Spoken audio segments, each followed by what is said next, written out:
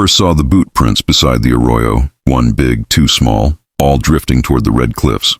The storm had scoured the land clean, but those tracks clung to damp sand like a whispered secret. He followed, hat tugged low, horse-picking careful steps, every sense stretched between thunder's echo and the hush of far canyons. A cry, thin as a reed, threaded the wind. He reined in, listening. The mesa answered with nothing but heat and a hawk's lazy circle. He slid from the saddle, pressed a palm to the earth, and felt it tremble, water still moving under the skin of the world, seeking low ground, seeking caves. The cave mouth wasn't far, shadow tucked beneath a bruised shelf of sandstone. Inside smelled of wet stone and wild sage. He let his eyes soften to the dark and whispered, not a word but a peaceable sound. Two shapes flinched deeper, small shoulders, braided hair. Fear gathered tight as fists. He set his revolver aside where the cave's light could see it. Palms up, he eased closer, offering canteen and a strip of jerky. One girl watched him like a hawk studies a snake. The other stared at his boots. He spoke slow. The storm is passing. I won't harm you. You're safe for now. An answer came in quiet Apache. A handful of words he recognized from years trading along the river. Lost. Hungry. Mother gone to seek help. He nodded, letting the rhythm of their speech guide his own. He pointed to the canteen. The oldest took it, sipped, passed it to her sister. They were shivering, though the air hung warm. Storm water had soaked them through, and fear does a cold man's work. He built a small fire back from the mouth where smoke would curl harmlessly along the stone. He asked their names. The oldest whispered, Nayeli. The youngest, Ala. He said his name, Cole, and rolled it soft so it wouldn't scrape the dark. He offered his blanket and cut the jerky into tiny bites, letting them choose. Trust is a skittish pony. You don't grab its mane.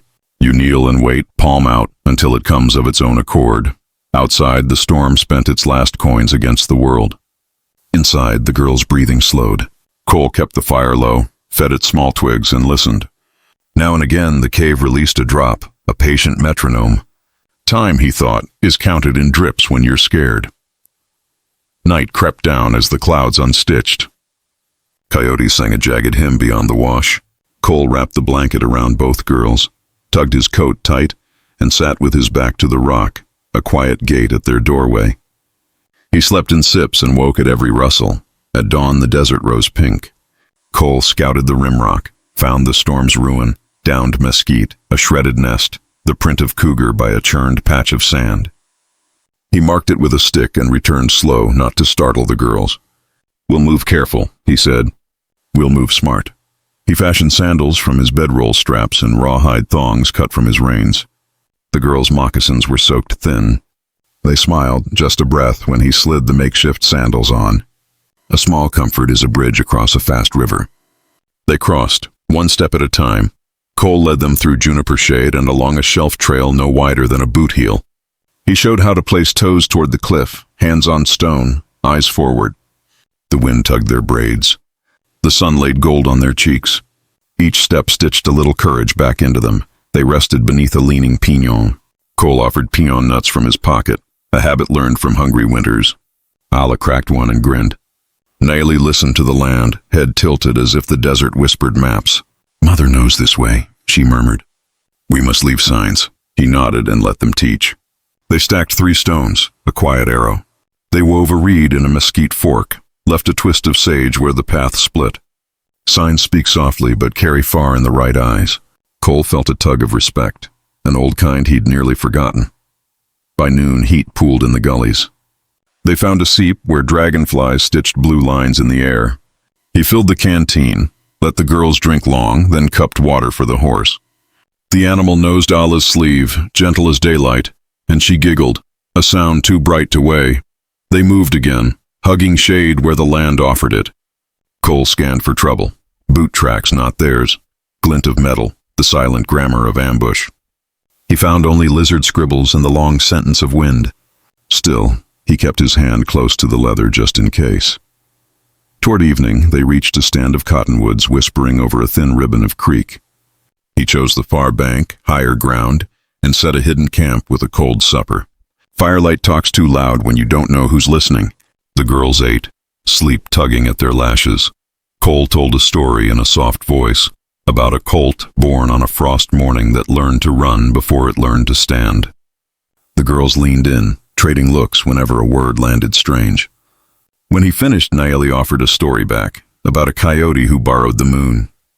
They slept early, Cole under the stars with his coat for a pillow. The sky spilled 1,000 fires no man could tend. He watched for the cougar and for men who move like bad weather. Only crickets came. He let his eyes close, then open, like a door on a dry hinge. Morning brought tracks, fresh, decisive, of 2 men and a burro cutting across the creek above them. Not tribe, not hunters. Drifters, the kind who buy trouble and sell it dear. He eased the girls into the cottonwoods and whispered the plan. We wait, we listen, we vanish if needed. The drifters passed within 100 paces, voices thick with brag and sour with last night's whiskey.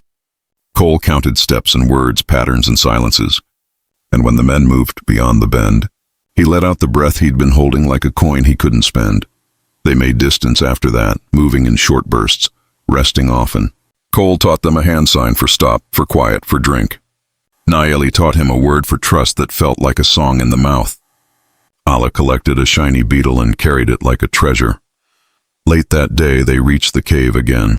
Another cave, really, one the girls recognized by a crescent of soot on the ceiling. Mother hid us here, Nayeli said, touching the black ark. Then she went to find our kin. Her voice steadied. She will return by the 5th sun. Cole mapped the days in his head. 5 suns. He could hold a line for that long, make a circle of safety and tend it. He set snares for rabbits where the wash narrowed and taught the girls how to read the little springs of brush that give a snare away. They ate lean but enough. He showed them how to strip yucca threads and twist cord. They laughed at his clumsy knots, then set him straight with nimble fingers. The land taught him once. Now the girls sharpened the lesson, and the old knife in him found a new edge. Night 3 brought a visitor. The cougar at the edge of firelight, 2 lanterns for eyes. Cole rose slow, lifted a burning branch and set it between them like a border. The cat watched, decided, and turned to shadows. Ala exhaled the sound of a bird leaving a hand. On the 4th morning, he and Nayeli climbed to a high place to scout. The world unfurled, mesas like sleeping buffalo, the river a silver thread, sky so tall it made your chest ache. Smoke smudged the far horizon. Camp, she said. Ours, maybe. Hope is a drum you hear before you see. They returned, gathered, prepared. Cole drilled the little signals again, checked the snares, bound a sprained ankle from Ala's stumble with yucca cord and a split twig. Every small task was a prayer said with hands. The desert listens to that sort of prayer. On the 5th day, the sun climbed with purpose. Cole brewed a tea from rabbit brush, bitter, warming, and watched the mouth of the ravine. The girl sat very straight, hair braided with sage. Noon came and bent past. The air held its breath. Then a shape moved against the light. A woman stepped from the heat shimmer, strong as a ridgeline, eyes like the first water after drought. She carried a bow, a quiver, and a small bundle. The girls flew to her, all elbows and joy, words spilling in Apache like a stream freed of ice. The woman's gaze found Cole. He stood but did not move closer. Respect is a fence you see but do not touch. She raised a palm, not to stop him, but to greet him, and spoke her name, Apache. He nodded and gave his Cole, and offered water. She accepted with a warrior's nod, neat and sure. Apache listened to the girl's fast story, eyes tracking each turn. She asked Cole a few questions in measured tones, and he answered in the words he had, letting honesty do the heavy lifting where grammar could not. Trust took shape between them like a pot on a slow fire. She examined Ala's ankle, approved the splint, and gifted Cole a look that said the work of care counts. Then she opened her bundle, dried meat, corn cakes, a pouch of mesquite meal, and set it between them. You kept them safe, she said. The 5th sun finds us together. They ate as the day softened. Stories webbed the space. How the storm ambushed the canyon. How a pony tracked sign in circles around danger. How Cole steered wide of men who liked knives more than bread. Laughter came. Grateful silence sat with them too, an honored guest. When the shadows grew long, Apache stood and faced him square. I have an offer, she said, voice like flint and spring water. You brought them from fear to mourning. Come to our camp. Eat at our fire. Take a gift. Or if your feet wander, accept our protection when they pass near. Cole felt the weight of roads behind him and the lightness of ones ahead. He thought of empty towns and full skies, of work that fits a hand and kindness that fits a heart. He bowed his head a fraction. "I will come," he said, "for a time, and I will try to be worth the welcome." They walked together toward the smoke smudge turned real, camp sounds rising like a woven song, pestles on stone, children's shouts, a drum stitched from hide and memory. Eyes met Cole's, measured him, then looked to Apache. She nodded once. The circle widened to hold him. A young man brought a horse, bright-eyed and sure-footed, with a mane like spilled ink. "From my brother," he said. "He says a man who walks far should ride when he can." Cole stroked the animal's jaw, felt breath warm his wrist. Gifts accept a man, too, in their way. By the evening fire, an elder spoke. He thanked the desert for its trials, the storm for its warnings, the women for their wisdom, the children for their quick feet, and the guest for walking with care. Cole listened, flanked by Nayeli and Ala, who leaned like saplings in a kind wind. Apache tied a small pouch at his belt. Sage, cedar, a bead, a feather twisted with red thread. "For safe travel," she said. "Wear it or keep it near. Remember the fifth sun." The feather ticked his coat in the breeze, keeping time with a drum line only the night heard. Later, under a quilt of constellations, Cole told a clean truth. "I have been alone too long." Apache nodded like she'd heard it before, from men and canyons alike. "Then be alone less," she said. "The land doesn't ask you to be a stone when you could be a river." Morning folded open like fresh paper. Cole helped grind mesquite, learned the rhythm, press, twist, lift, and laughed when Ala dusted him with meal. Nayeli taught him a three-note whistle that called small birds to the edge of camp. He taught them a card trick using stones. He fixed a creaking travois, set a new peg in a drum stand, patched his own coat with a triangle of deer hide. Work braided him to the place. No oath said it, no brand burned it in, but something settled between his ribs that had the shape of belonging. On the second day among them, the drifters reappeared, skirting the ridge like lean wolves sniffing at a fence. Apache saw them first. She and Cole spoke with little words and big hands. The camp folded quietly, children inside tents, fires pressed low, watchers spaced like fence posts. Cole took the bright-eyed horse to the outer line and waited where the land narrowed. The drifters drifted closer, the swagger hardening to intent. He rested a hand on the rifle that lay across his lap, not threatening, just sure. Apache stood on a higher rock with her bow unstrung but near. Men who trade on fear don't like a line they can't step across. They tested with glances, with a laugh that tried too hard. Cole's silence answered. Apache's stillness added a period.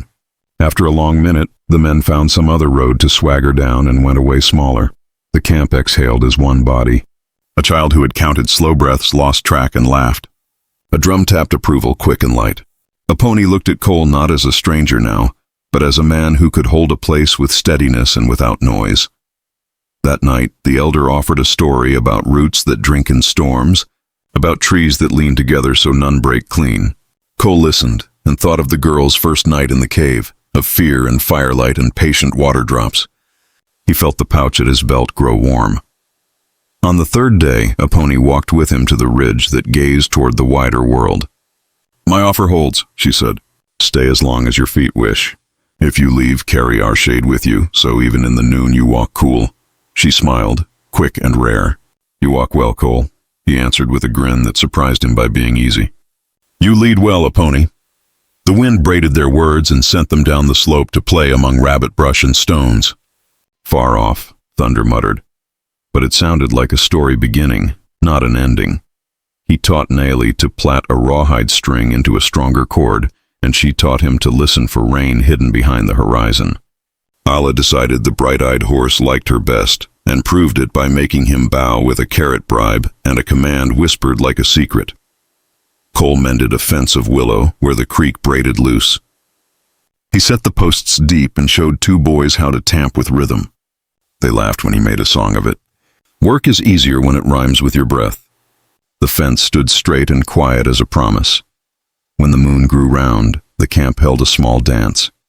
Feet thudded soft, hands clapped, a flute unspooled a clear ribbon through the dusk. Cole stayed at the edge until Nayeli dragged him in. He moved like a man learning to speak again. Laughter kept the beat. He slept that night with the scent of cedar in his hair and woke before dawn to the pale seam of day opening. The bright-eyed horse nickered hello. Somewhere a kettle hissed and someone hummed. He wondered when simple sounds started sounding like home.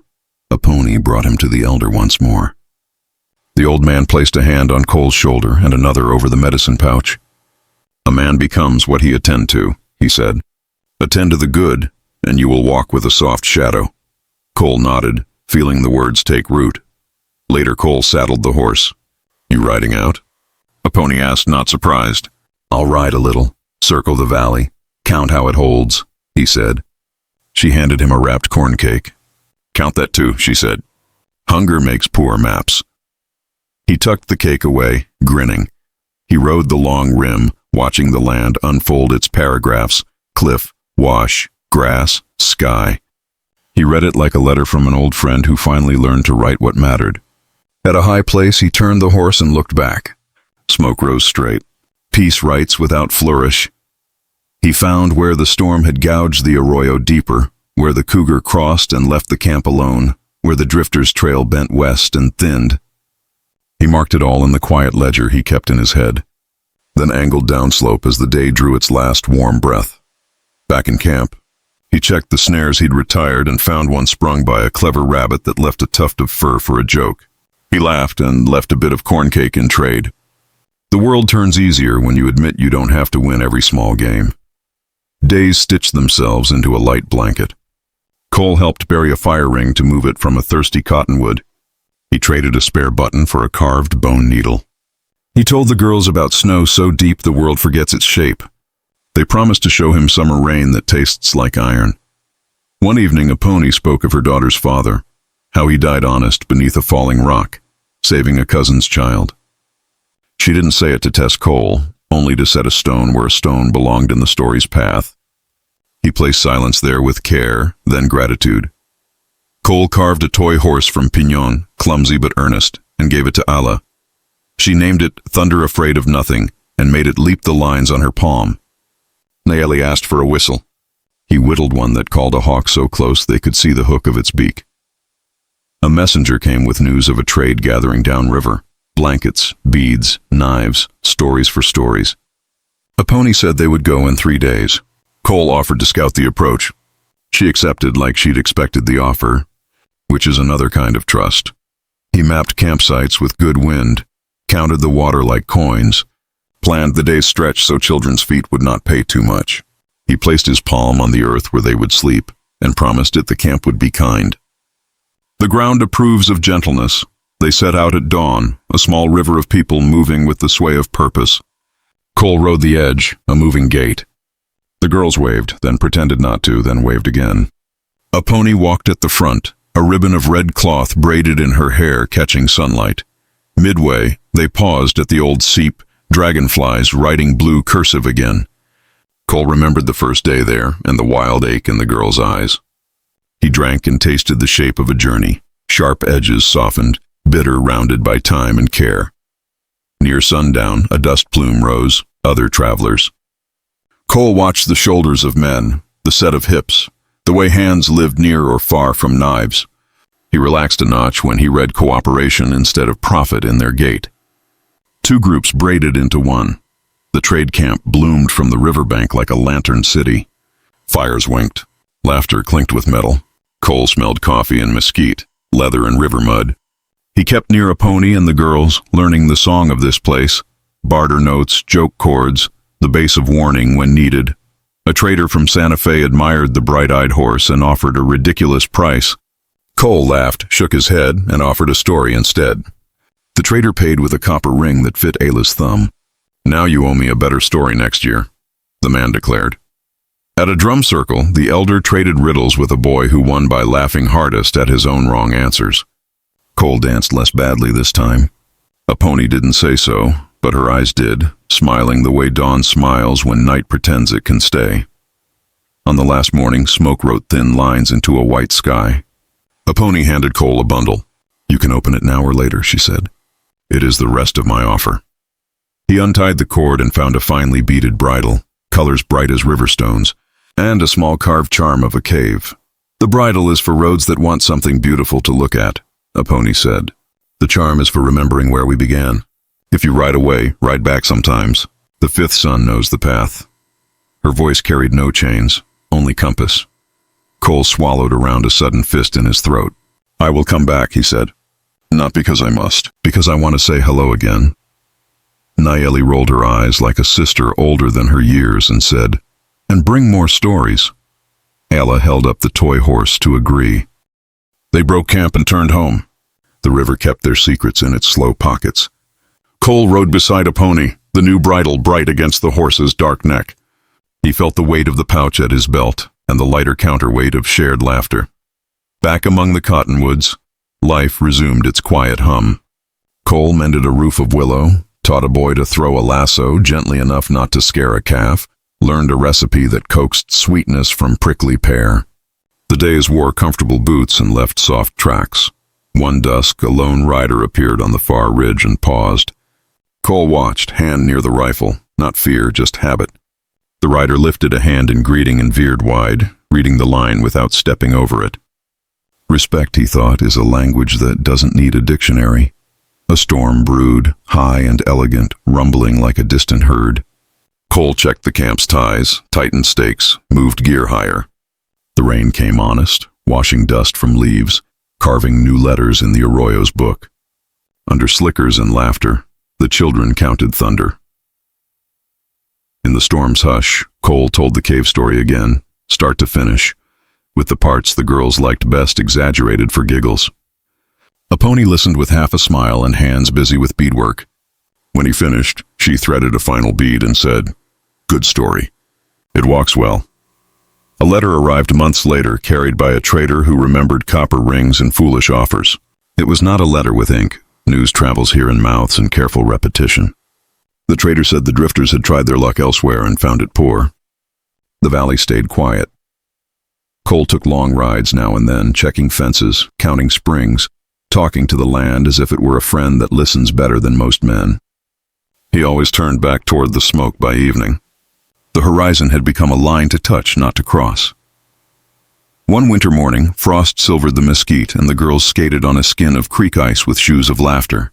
Cole showed them how breath turns to ghosts and how ghosts return as breath again. A pony shook her head fondly at the nonsense and warmed her hands. When spring unfurled, wildflowers wrote their names in reckless color along the washes. The bright-eyed horse wore the beaded bridle and stepped like a dancer. Cole carried water to the old cave and left a twist of sage for the memory of fear that taught them all to be brave. Visitors came and were met with the sort of welcome that watches first and smiles second.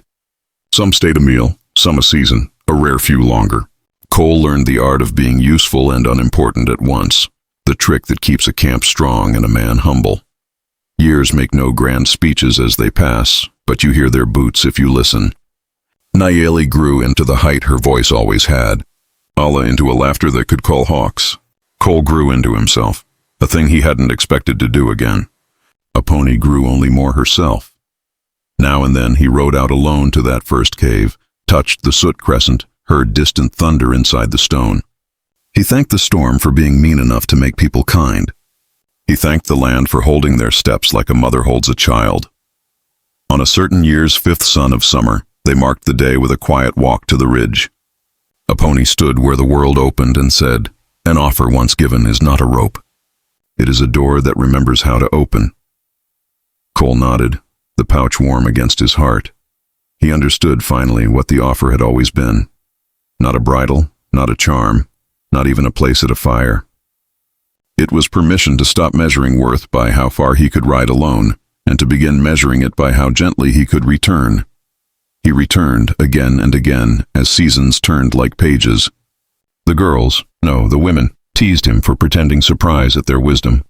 A pony watched storms with him and named their shapes.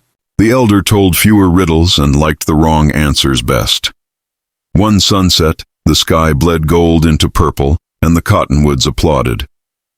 Cole took off his hat, pressed it to his chest, and thanked the day for showing up. He thought of the cave, of the two small shapes, of the man he had been, and of the offer that had changed his step. He didn't need endings anymore. He needed roads that looped, valleys that kept a chair open, and fires that made room without making noise about it. The desert obliged. It held the story the way good ground holds rain, not for keeping, but for giving back in green. So when travelers asked the tale of the cowboy and the two girls in the cave, Cole told it plain. He spoke of fear met with quiet, of signs left for love to follow, of a fifth son and an offer that was really a question. Will you walk with us a while? He always added the same last line, smiling at the memory. I said yes, he'd tell them, and I keep saying it. Then he'd touch the pouch at his belt and listen, just in case the world had another way to say welcome that he hadn't heard yet.